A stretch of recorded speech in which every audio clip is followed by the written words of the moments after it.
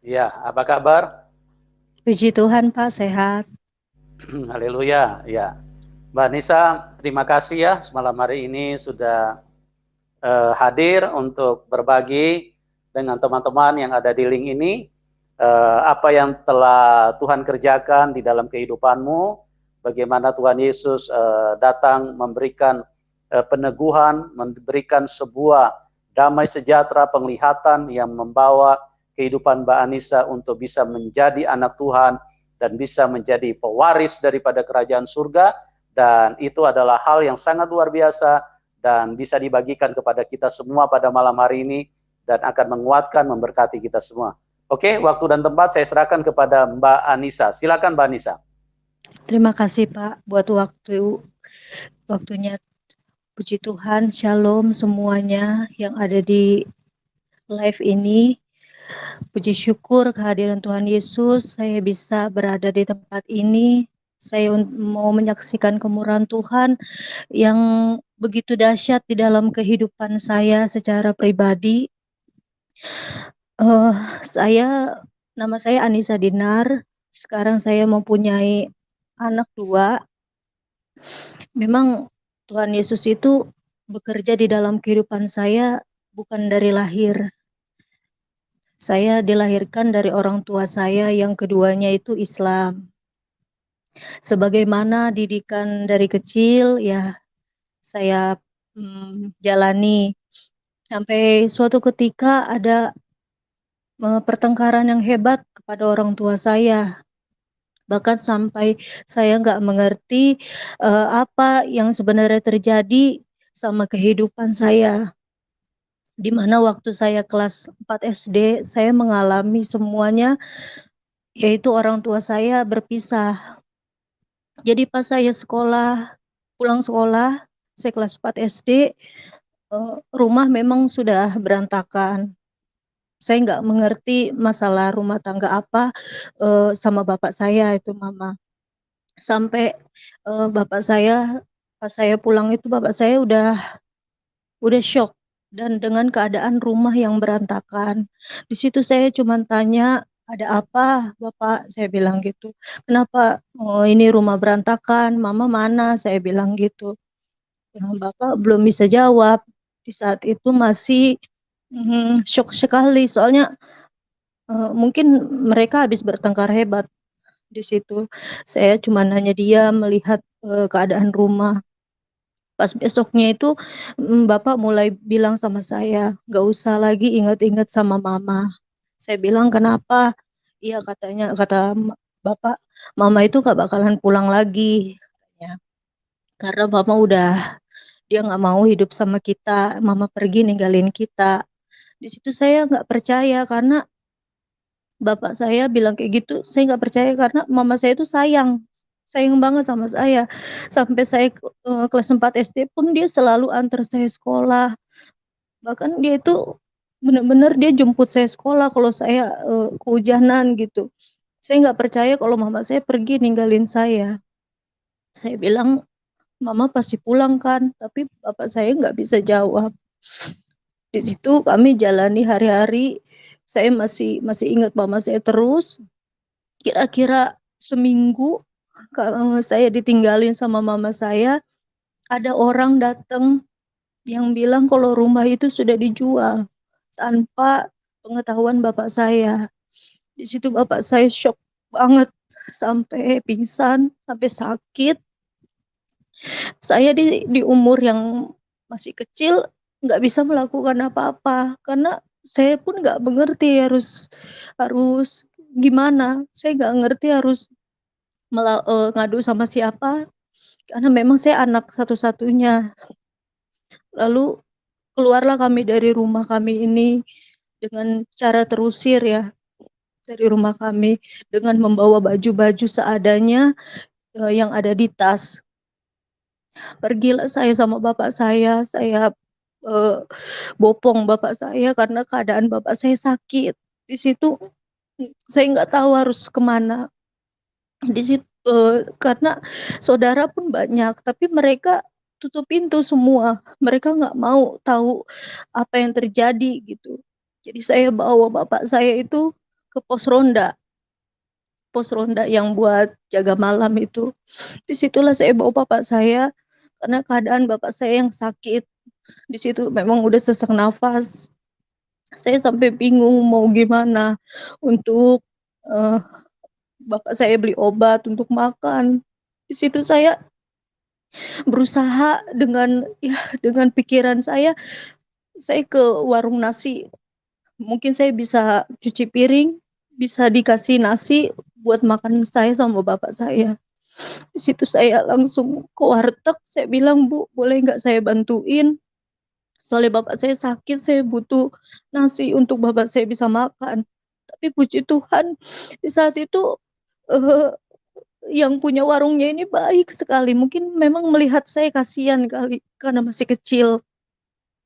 Dia langsung kasih bungkusin nasi itu, terus suruh bawa, saya nggak disuruh kerja apa-apa. Di situ saya berusaha untuk bawa bapak saya nggak tahu harus mau kemana di saat itu. Sampai akhirnya disitulah awal terbukanya kesengsaraan saya. Kenapa saya bilang kayak gitu? Karena posisinya saya nggak tahu harus mau kemana sama bapak saya. Saya harus bawa bapak saya kemana, saya nggak tahu, saya masih kecil. Jadi ada tempat yang bisa berteduh, sebentar ya kami berteduh. Karena pernah kami juga tinggal di pelataran masjid, tapi kami nggak boleh lama-lama di situ. Sampai kami juga pernah tidur di kuburan, tapi lama-lama jalan lagi kami, saya sama bapak saya. Sampai akhirnya bapak saya bilang, "Eh, jangan ikut bapak," katanya, "kasihan sama saya," katanya. Kata bapak, "kamu di pesantren aja, karena bapak nggak tega ngeliatin kamu tidur di jalanan gitu, apalagi anak perempuan," kata bapak saya. Akhirnya dengan terpaksa saya nurut sama bapak saya untuk di pesantren. Padahal jujur, saya bener-bener nggak mau ninggalin bapak saya, karena keadaan bapak saya yang nggak ada rumah, dia pun nggak tahu mau kemana. Saya di pesantren gitu.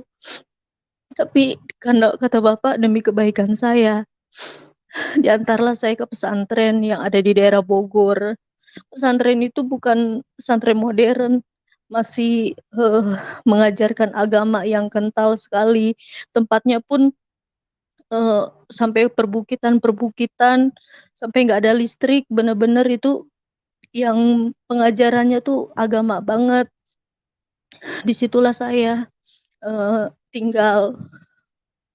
Memang terpisah sama bapak saya selalu berdoa gitu ya buat bapak saya, agar bapak saya bisa makan. Saya bilang dimanapun dia, bapak saya biar bisa makan, biar ada rezeki gitu.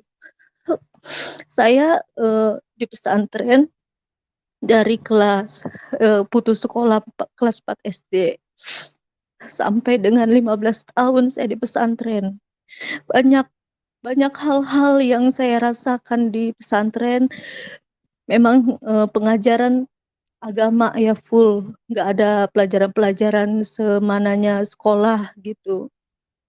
Di situ saya memang selalu dibimbing dengan agama, dikasih tahu tentang Al-Quran, tentang segala macam gitu, sholat tahajud apa segala macam.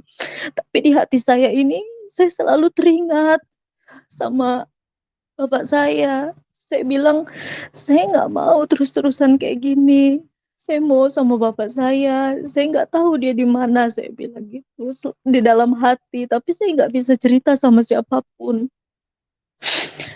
Jadi saya pernah nanya sama yang pemimpin Pompes di pesantren saya bilang, "Pak, saya tolong kasih saya doa atau apapun itu untuk bisa saya tahu jalan kehidupan saya seperti apa," saya bilang.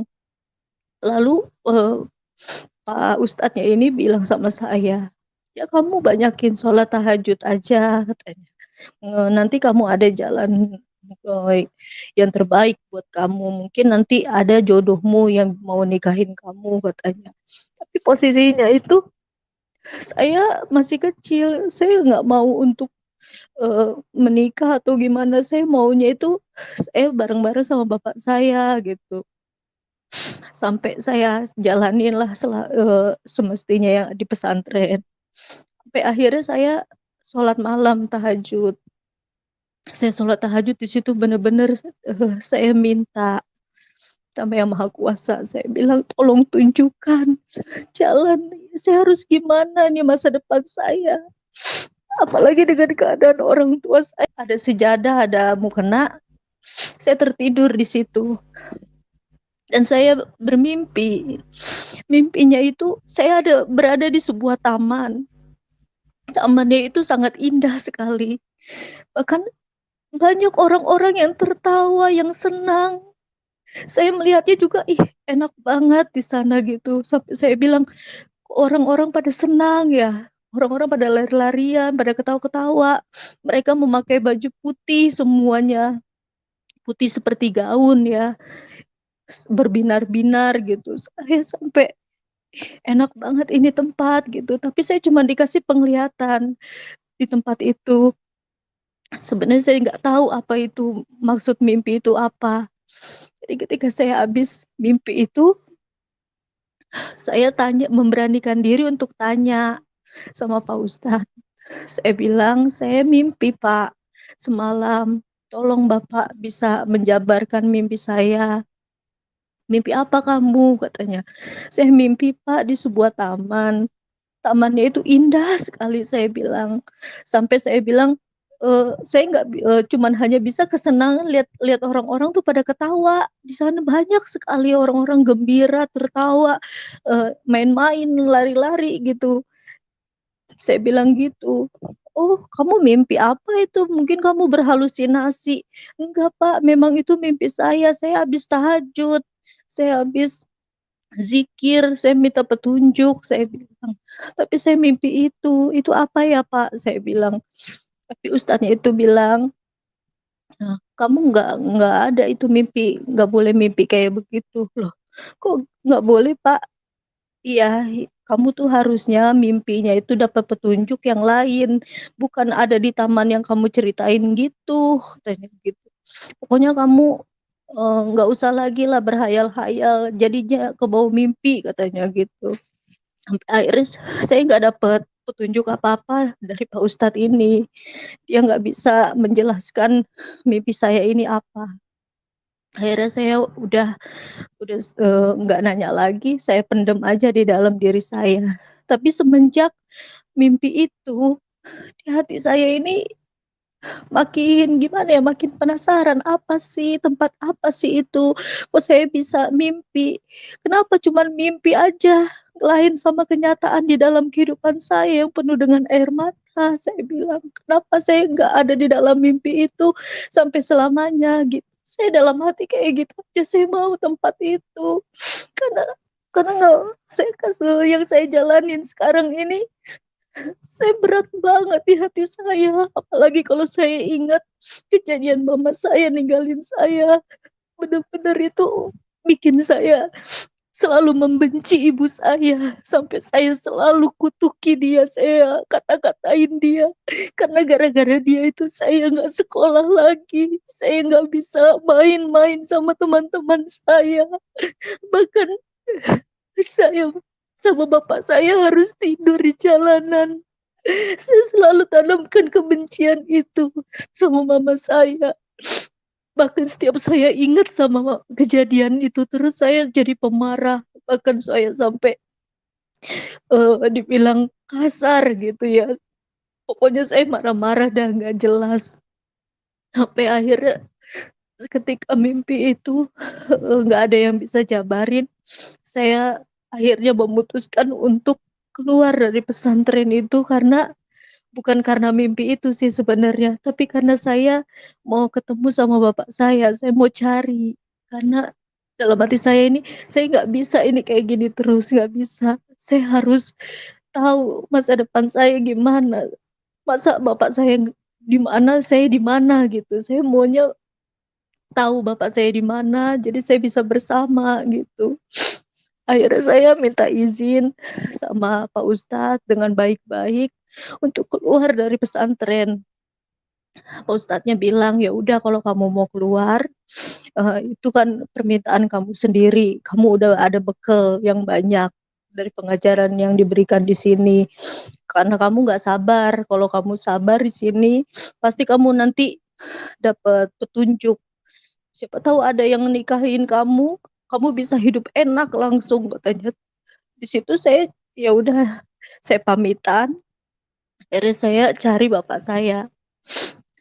Saya cari bapak saya kemana-mana. Ternyata ada petunjuk bapak saya jadi marbot di masjid. Di situ saya senang sekali bisa melihat bapak saya di situ. Dan saya pun ikut tinggal sama bapak saya di masjid, tidur di pelataran masjid. Karena bapak saya jagain masjid itu bersih-bersih kalau setiap hari Jumat gitu kan, sholat Jumat. Tapi bukannya digaji, cuman bersih-bersih itu nanti dikasih gitu, cuma setiap hari Jumat karena marbot yang aslinya tuh ada yang digaji di situ. Jadi sampai setahun lebih lah saya bantuin bapak saya di masjid, saya tinggal di situ. Saya bilang, Pak, ayo Pak kita keluar dari sini karena Nisa mau cari kerjaan, jadi kita bisa ngontrak lah yang satu-satu petak gitu. Nisa mau kerja nyuci piring orang gitu. Di situ bapak saya cuma bisa diem karena mungkin bapak saya tuh nahanin nangis, tapi dia tuh nggak pernah nangis di depan saya. Akhirnya saya keluar sama bapak saya dari masjid itu, saya pindah ke Cisalak, daerah Depok juga. Di situ memang ada satu keluarga, dia punya catering, punya rumah makan. Saya bantu-bantuin di situ sampai saya bisa ngontrak satu petak sama bapak saya. Saya bantu-bantuin bersih-bersihin atau uh, bantu-bantuin dia lah gitu kalau dia ada pesanan. Dari situ uh, saya masih bingung karena pasti saya ini nggak ada masa depan, siapa yang mau gitu sama saya karena posisinya saya juga ya hidupnya kayak begini, siapa yang mau temanan sama saya. Bahkan di saat itu orang-orang masih bisa sekolah, tapi saya nggak ngerasain, saya nggak ngerasain masa-masa sekolah. Tapi biarlah, yang penting saya bisa hidup sama bapak saya bisa makan nggak makan, tapi saya bisa bareng sama bapak saya. Dan nggak lama dari saya masih bekerja itu, saya ketemu sama laki-laki, yaitu yang menjadi suami saya sekarang sampai saat ini. Awalnya saya juga nggak mau ya, karena saya takut. Karena takutnya itu cuma dimain-mainin aja. Di situ saya masih usia 16 tahun. Saya bilang, saya nggak mau pacaran, saya takut.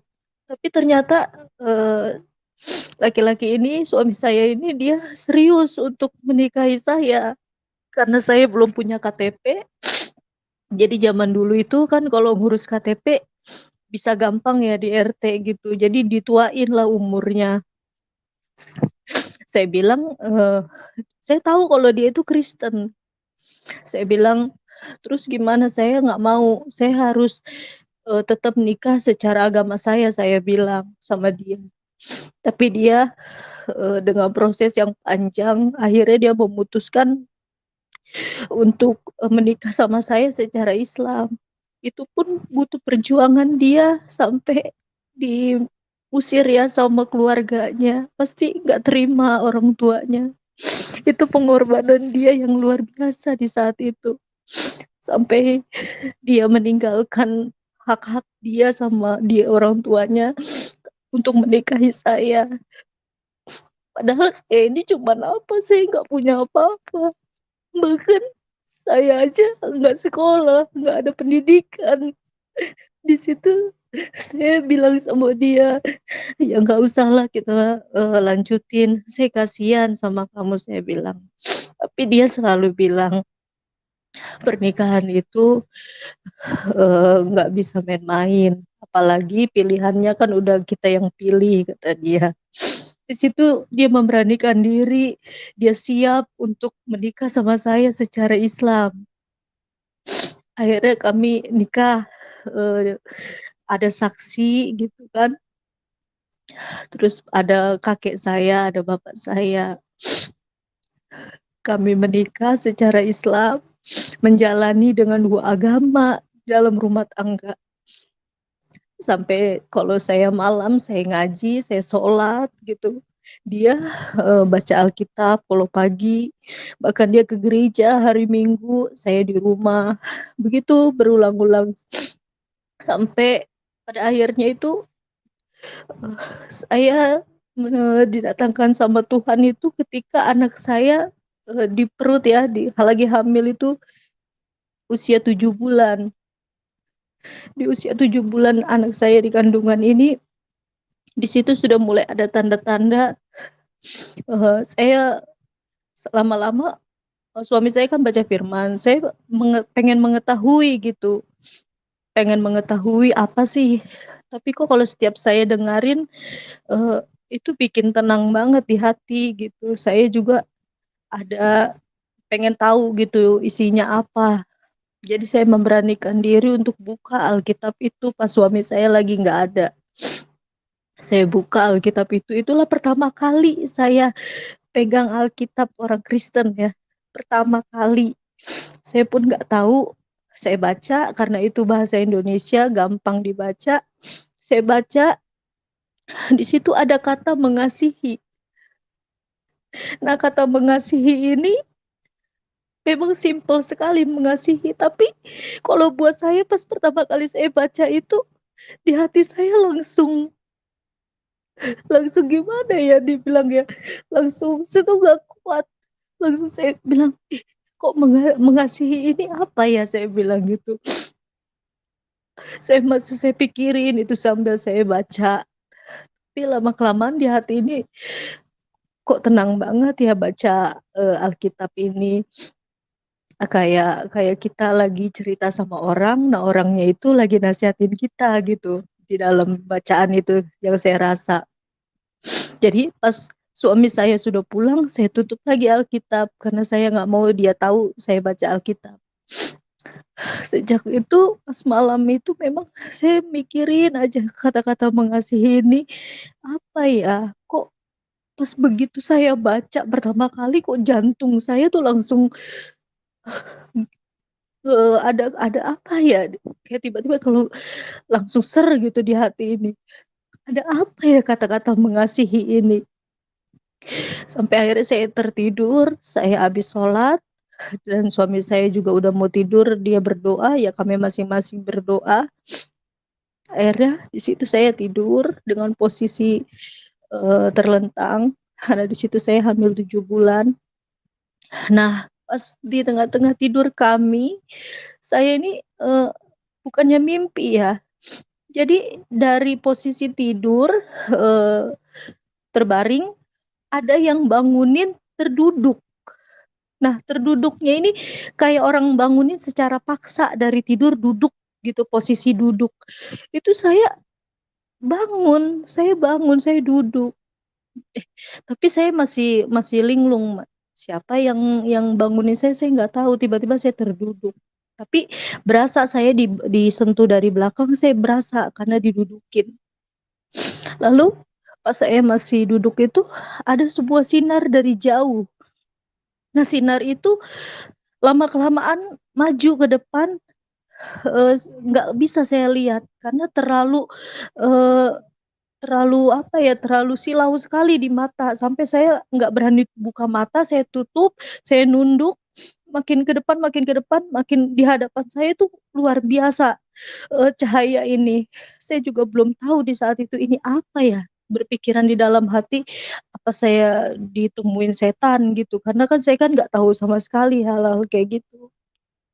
Jadi begitu sinar itu dekat, dekat sekali dengan saya nunduk, saya nggak bisa lihat, ada suara di dalam sinar itu.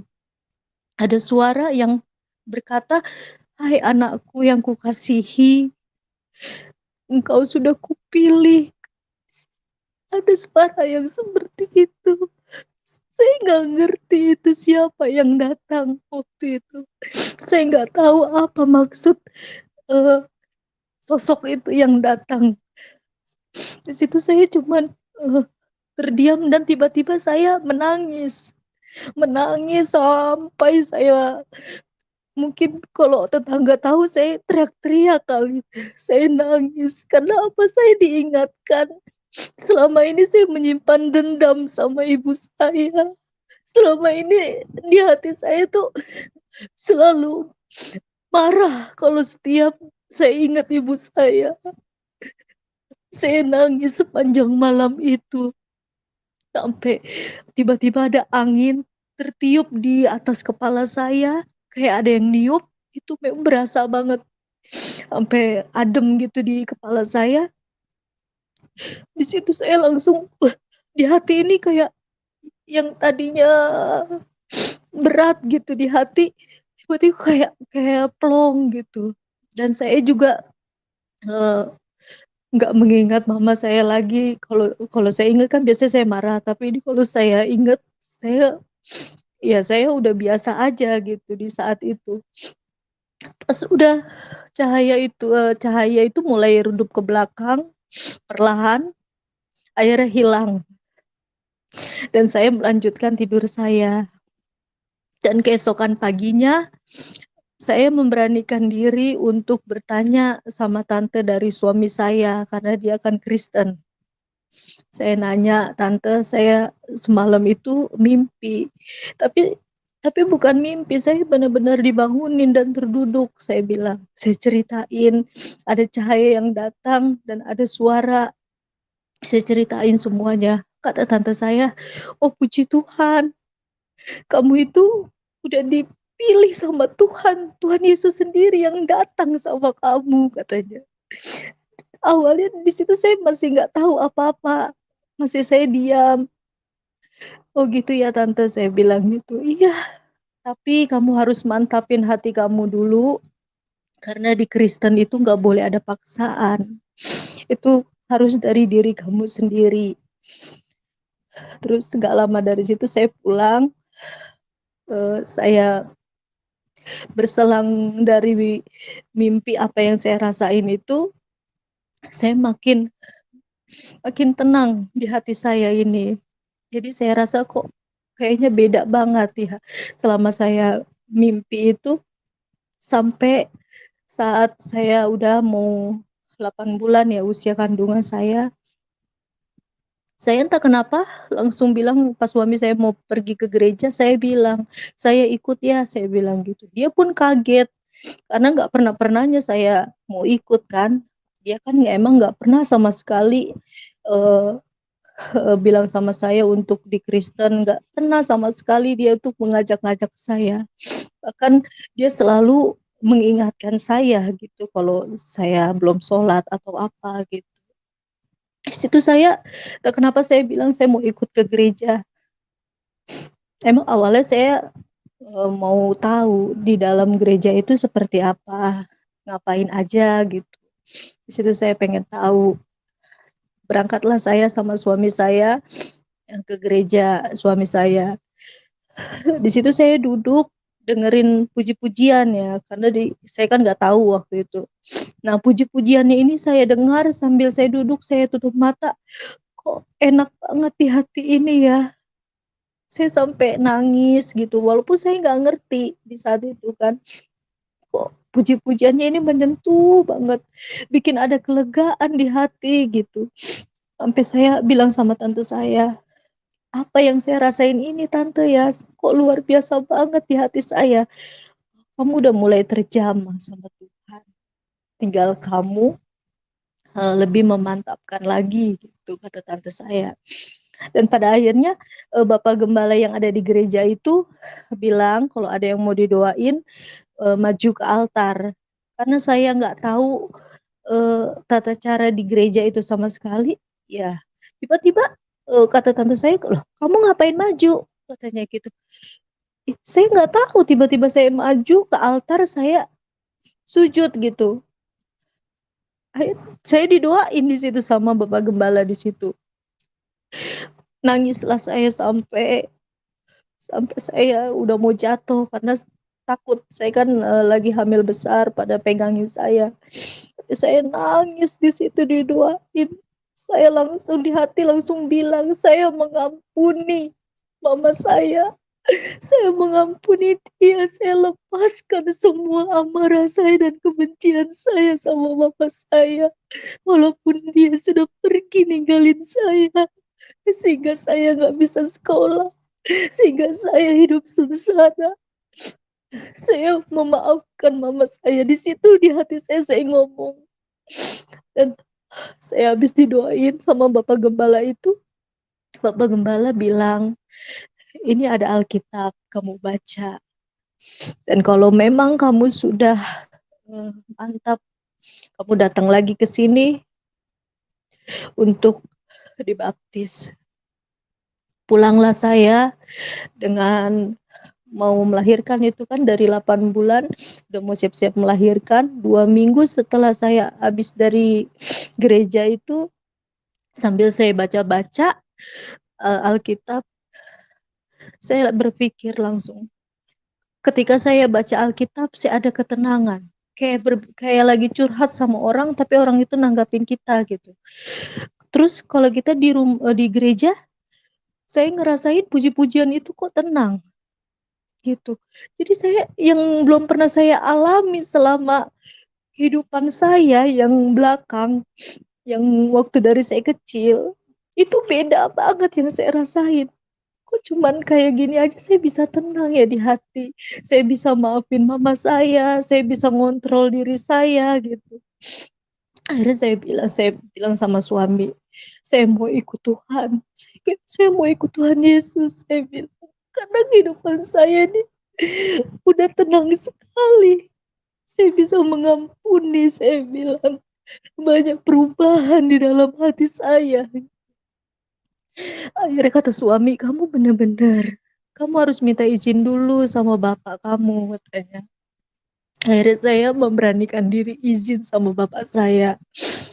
Saya pasti udah ngira kalau saya bakalan dibenci sama bapak saya. Karena orang tua mana kan yang mengizinkan anaknya itu untuk pindah agama. Pasti nggak ada yang terima. Tapi bapak saya ini kebalikannya. Saya minta izin waktu itu. Bapak saya bilang, apapun yang Neng jalanin, katanya, jalanin dengan benar. Agama apapun sama, Neng, katanya. Yang penting Neng ngejalanin dengan benar. Itu kata bapak saya. Di situ saya bilang terima kasih Pak, udah ngertiin Nisa. Saya bilang, bapak saya di situ mengizinkan untuk saya dibaptis. Dengan bapak saya memang datang ke gereja, tapi dia di altarnya di halaman gereja. Dia menyaksikan saya dibaptis.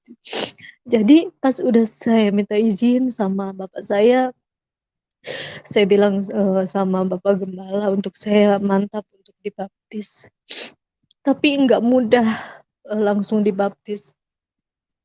Ada proses yang dimana saya harus alami.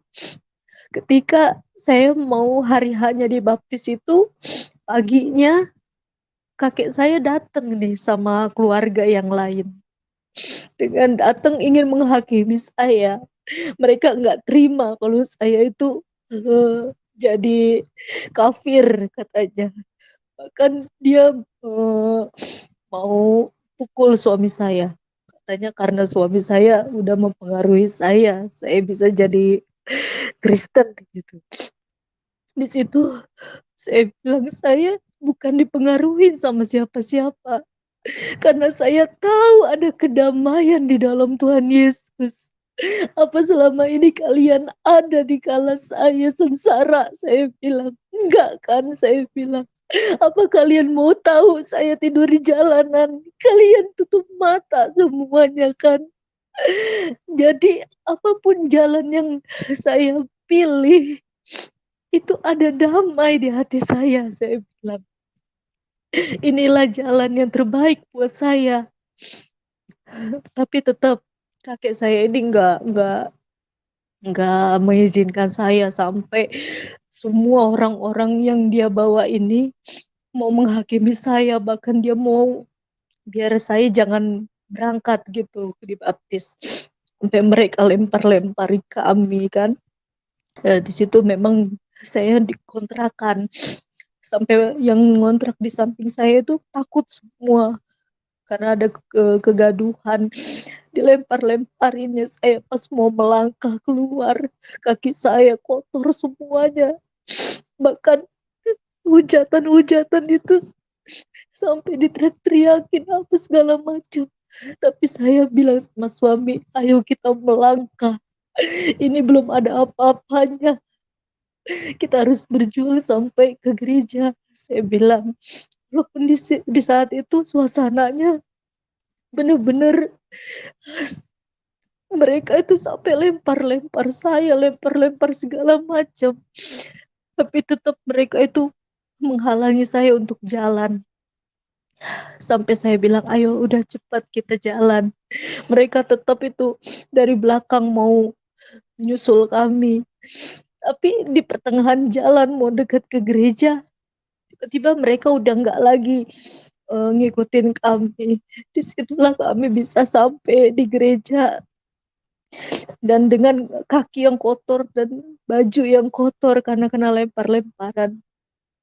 Dan Bapak Gembala bilang, ada apa? Saya bilang, nggak ada apa-apa, Pak. Saya bilang gitu. Kok kotor sekali? Iya, Pak, nggak apa-apa. Akhirnya di situ saya bisa dibaptis. Ketika saya dibaptis, selam saya pas keluar dari air itu, di situ saya merasakan beban yang di hati ini yang selama ini saya rasain itu hilang seketika. Bahkan hati mengampuni ada di dalam hati saya. Saya melupakan semua yang orang-orang benci sama saya. Saya maafkan mereka. Bahkan setiap saudara-saudara saya yang menghakimi saya mengampuni mereka. Terutama dengan ibu saya. Lalu kami setelah dibaptis, kami menjalani rumah tangga yang baru di dalam Tuhan. Sampai kami pergi dari Cisalak itu dan untuk kontrak di tempat lain. Karena kami udah malu waktu itu dilempar-lemparin itu kan. Kami pindah kontrakan. Masih di daerah Depok juga. Kami memutuskan untuk tidak dekat dengan saudara saya dan saudara dari suami. Jadi benar-benar kami berumah tangga ya jalanin berdua. Dan akhirnya waktu itu pas saya melahirkan, nah bapak saya datang dan bapak saya sekalian pamit sama saya waktu itu. Dia bilang dia mau ke Jawa, dia mau menikah dan dia mau hidup di sana. Saya bilang, Bapak tinggal di Jawa di mana? Tapi Bapak nggak mau kasih tahu. Dia bilang sama saya, Nisa kan udah rumah tangga. Jadi Nisa harus jalanin rumah tangga Nisa dengan baik. Jangan mikirin Bapak lagi. Bapak udah selesai. Yang penting Nisa kan udah rumah tangga. Katanya udah punya anak. Urus anak yang benar. Itu kata Bapak. Itu terakhir kalinya Bapak bilang sama saya. Sampai saat ini saya nggak pernah lagi ketemu. Dan saya nggak tahu keberadaannya di mana, di Jawanya pun saya nggak tahu di mana. Dan akhirnya sampai saat ini kami jalani kehidupan rumah tangga kami yang apa adanya dengan suami saya seorang ojek online. Keadaan kami apapun kami jalani, kami percaya Tuhan tolong saya, pasti Tuhan tolong juga setiap permasalahan. Dan saya Tuhan kasih talenta untuk berdagang, jualan kecil-kecilan. Saya jualan, apalagi di masa pandemi ini kan nggak bisa keliling ya. Akhirnya saya berjualan itu secara lewat grup Facebook. Saya posting gitu makanan-makanan yang saya jual, kalau ada yang pesan saya antar.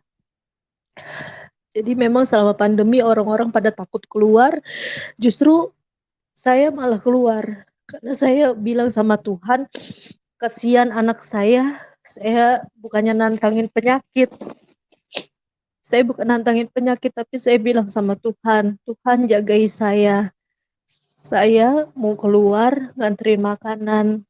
Tuhan jauhkan saya dari segala virus-virus karena Tuhan lebih tahu. Saya lakukan ini untuk anak-anak saya biar bisa makan.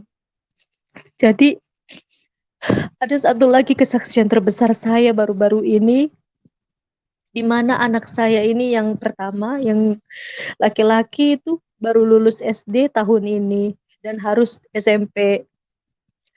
Jadi anak saya kan harus online ya daftarnya waktu itu SMP karena masih corona, lagi PSBB, harus secara online.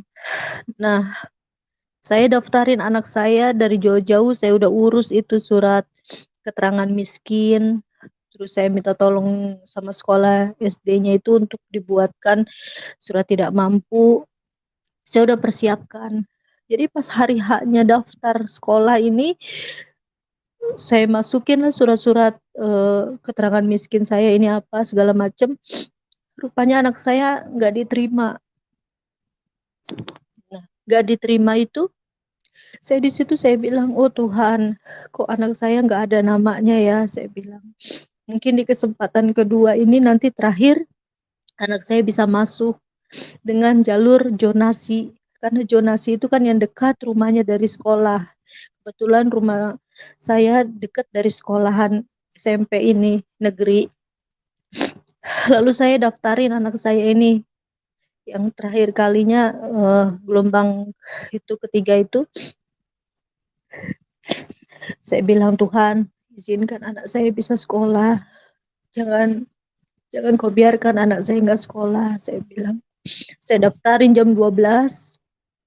Nah, jam 12 malam itu sudah daftar, anak saya ada namanya. Di situ saya senang sekali. Saya bilang, oh Tuhan, terima kasih, ini udah ada nomor dari sekolah gitu anak saya. Anak saya pun senang sekali, dia bilang, aku masuk ya mama, katanya. Saya bilang, iya nak, kamu sekolah udah ada nih nama kamu, saya bilang. Ternyata pas paginya, rupa-rupanya itu masih proses. Sampai anak saya urutannya lah makin lama makin jauh. Yang tadinya posisi 4, 15, tiba-tiba mundur lagi sampai ke 100, bahkan 100 lebih. Sorenya itu benar-benar udah nggak ada nama anak saya. Karena tersingkir sama umur yang lebih tua. Padahal umur anak saya kan 12 tahun lebih. Harusnya udah bisa. Tapi mungkin nggak tahulah sistem sekolahnya itu gimana. Di situ saya bilang, Tuhan, jangan kau biarkan anakku gak sekolah, dari mana aku ya Tuhan. Gak mungkin Tuhan aku bisa bayar swasta. Dari mana ya Tuhan, saya bilang. Ini kesempatan di negeri ini ya Tuhan. Tapi nama anak saya gak ada. Kalau saya nggak sekolah dulu ya Tuhan, itu nggak apa-apa ya Tuhan. Tapi jangan biarkan anak saya nggak sekolah. Dia pun nangis, dia bilang, Mama, nama aku nggak ada ya. Saya di situ hancur hati saya sebagai orang tua. Karena saya bilang, sabar ya nak, kalau nggak tahun ini kamu masuk sekolah, mungkin tahun depan nak, Mama daftarin lagi. Walaupun saya sakit hati ini ngelihat anak saya nangis, bahkan dia ditelepon sama gurunya, guru SD-nya, kamu sekolah di mana SMP, tapi dia nggak bisa jawab. Dia nggak bisa jawab karena dia nggak tahu sekolahannya di mana. Sampailah 2 minggu, udah ditutup lah itu sekolahan semuanya pendaftaran. Tetap anak saya nggak ada sekolahan. Sampai udah sekolah online. Di situ saya masih bergumul sama Tuhan. Siang malam saya pinta sama Tuhan, Tuhan tolong Tuhan. Jangan kau biarkan anak saya ini nggak sekolah Tuhan. Saya bilang cukup saya saja Tuhan. Di saat saya bikin dagangan, saya selalu berdoa sama Tuhan. Bahkan di saat saya anterin makanan saya selalu berdoa sama Tuhan. Dan Tuhan jawab dengan caranya yang luar biasa. Saya nggak kenal sama orang ini. Orang ini pesan-pesanan makanan saya. Dia pesan cireng. Dia bilang sama saya, ibu anaknya udah berapa? Sekolah di mana gitu. Dia tanya. Saya bilang anak saya yang gede harusnya SMP Pak. Tapi nggak sekolah karena nggak ada sekolahan. Kemarin daftar udah nggak ada nama anak saya kesingkir. Saya bilang, saya ceritain semuanya. Terus dia bilang, anak ibu harus sekolah bu, kan laki-laki. Saya dari mana pak? Kalau di swasta saya nggak berani. Dari mana uang saya pak? Beli formulir 200.000 aja saya masih mikir pak. Apalagi ini harus bayar uang pembangunan, apa uang segala macam. Saya nggak berani pak, saya bilang.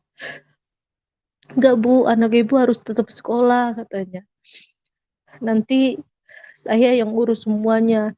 Saya bisa masukin anak ibu ke negeri yang dekat rumah ibu. Di situ saya masih diam. Saya masih nggak percaya. Karena sekolahan negeri itu udah tutup semuanya. Nggak mungkin anak saya bisa di negeri gitu. Kata dia, saya punya itu bu, punya hak untuk masukin anak sekolah ke negeri katanya. Walaupun saya nggak tahu pekerjaan dia apa. Tapi dia meyakinkan saya kayak gitu. Pada akhirnya saya masih belum berani ngomong sama anak saya kalau anak saya dimasukin sekolah. Pas 3 hari setelah ketemu sama bapak itu, dia WA saya, dia bilang, Bu, saya minta data-data anak ibu, katanya. Kayak akte kelahiran sama tanda lulus kemarin, katanya. Situ saya kirim, terus dia bilang, anak ibu sudah bisa masuk, udah diterima ya di SMP negeri dekat rumah ibu. Saya bilang, ini beneran Pak? Iya beneran Bu. Oh di situ saya ya Tuhan. Tidak sia-sia saya nangis pagi, siang, malam. Akhirnya anak saya bisa sekolah. Di situ saya mengucap syukur sama Tuhan, luar biasa pertolongan Tuhan ini benar. Yang yang tidak mustahil itu kan bisa aja bapak itu kan nggak kenal sama saya juga nggak kenal, tapi jalannya Tuhan itu luar biasa menurut saya. Dan saya bilang benar pak anak saya sekolah. Iya bu benar, saya biasanya itu kalau masukin anak sekolahan ke negeri saya dapat uang itu 5 juta 10 juta katanya. Terus saya diam, saya bilang saya mana punya uang segitu pak, saya bilang gitu. Tapi ya udah bu, yang penting anak ibu sekolah, sekolah aja dulu. Nanti ada pun berkat ibu, ibu kasih sama saya. Jadi walaupun saya nggak tahu dari mana nantinya, tapi karena anak saya sudah masuk sekolah di situ saya senang sekali sampai saya bilang ke anak saya, kamu sekolah nak, kamu ada sekolah nak, kamu udah nggak malu lagi ditanya sama guru sekolah di mana. Di situ anak saya sekolah walaupun udah ketinggalan 3 minggu dari dari belajar online. Di situ anak saya senang sekali sampai dia bilang, benar-benar ya Ma, Tuhan Yesus itu baik ya Ma, nolong kita katanya. Aku bisa sekolah katanya. Iya nak, jangan kayak mama. Dulu mama gak sekolah tapi kamu harus sekolah, saya bilang. Di situ saya senang sekali karena memang Tuhan Yesus itu benar-benar memperhatikan kehidupan saya. Bahkan kalau mau dibilang saya ini siapa Tuhan? Saya ini orang yang apa ya kalau dibilang, orang yang nggak ada pendidikan, orang susah gitu, yang tinggal harus di jalanan. Tapi Tuhan itu kasih penyertaan saya, kasih pengharapan saya. Benar-benar luar biasa mujizat Tuhan itu yang saya rasakan dari saya kecil sampai anak saya bisa bersekolah saat ini. Itu adalah kesaksian terbesar di dalam kehidupan saya. Sampai akhirnya anak saya bisa belajar online, bisa nge-Zoom, walaupun waktu itu keterbatasan ya, karena harus pakai HP yang lumayan canggih gitu, harus bisa internetan, harus ada kuota. Di situ saya harus berusaha demi anak saya harus bisa jualan untuk anak saya bisa sekolah, beli kuota. Memang anak saya masih pakai seragam SD, terus ditegur sama gurunya. Heskia kenapa masih pakai seragam SD? Kan ini udah SMP, harusnya pakai putih biru gitu. Kalau setiap Zoom dikasih tahu. Saya bilang, iya Bu, nanti saya lagi kumpul-kumpulkan uang Bu. Nanti saya belikan seragam anak saya putih biru. Kata gurunya, iya ya Bu, cepat-cepat ya Bu, soalnya kan kasihan anaknya beda sendiri. Tapi anak saya nggak minder karena dia tuh tahu diri gitu. Mamanya ngumpulin uang gitu. Saya bilang sabar ya nak, nanti kalau udah terkumpul beli seragam, saya bilang. Di situ puji Tuhan, sampai saat ini kemurahan Tuhan itu boleh terjadi di dalam kehidupan saya, sehingga apa yang saya rasakan ini benar-benar luar biasa pertolongan Tuhan.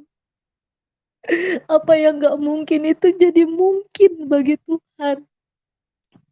Jadi saya bermaksud bersaksi di tempat ini, biar kita sama-sama selalu mengucap syukur sama Tuhan. Setiap keadaan apapun kita, jangan pernah tinggalkan Tuhan, apalagi melupakan Tuhan.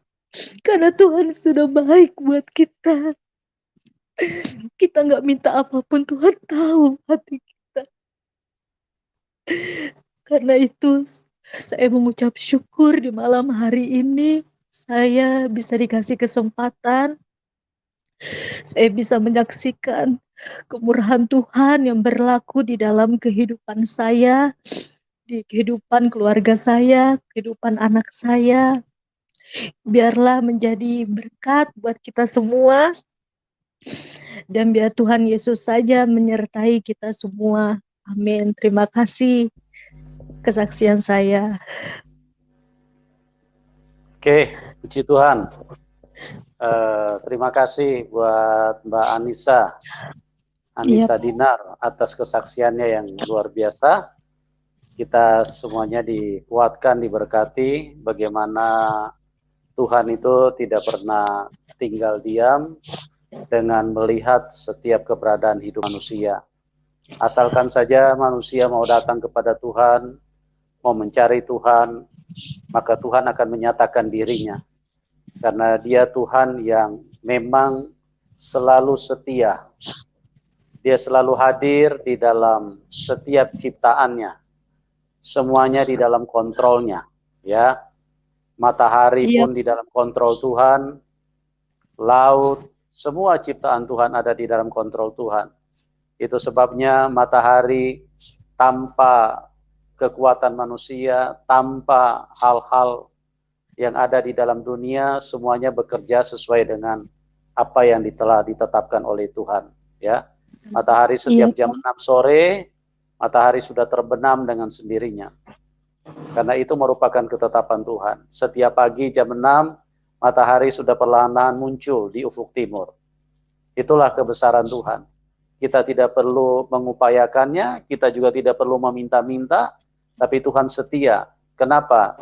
Karena memang Tuhan sangat baik.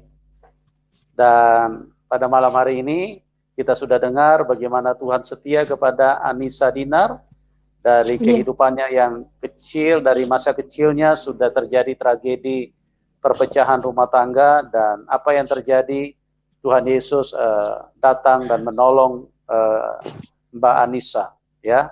Kuasa Tuhan yang sama juga bisa terjadi di dalam hidupmu.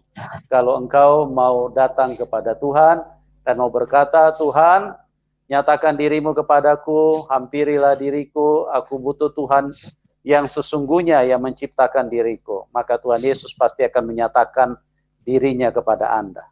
Teman-teman yang mau mendukung Ibu Anissa, silakan ya di bawah layar YouTube. Kami sudah cantumkan nomor rekening beliau. Ya, silakan kita dukung supaya Ibu Anissa bisa eksis di dalam perjalanan imannya. Dia bisa terus bersemangat untuk menjadi saksi Tuhan. Ya, terima kasih buat semua yang sudah bersama-sama di dalam link ini. Doa kami buat Anda semua diberkati Tuhan dan bisa masuk di dalam rencana dan kehendak Bapa di surga. Dan juga bagi yang belum mendapat kesempatan berdiskusi pada malam hari ini, kami arahkan untuk ke program selanjutnya. Kami mengasihi Anda semua, kami sangat respect dengan semua teman-teman yang ada di dalam link ini, dan tetap semangat, dan Tuhan Yesus memberkati kita semua, dan salam kemenangan buat kita semua. Amin.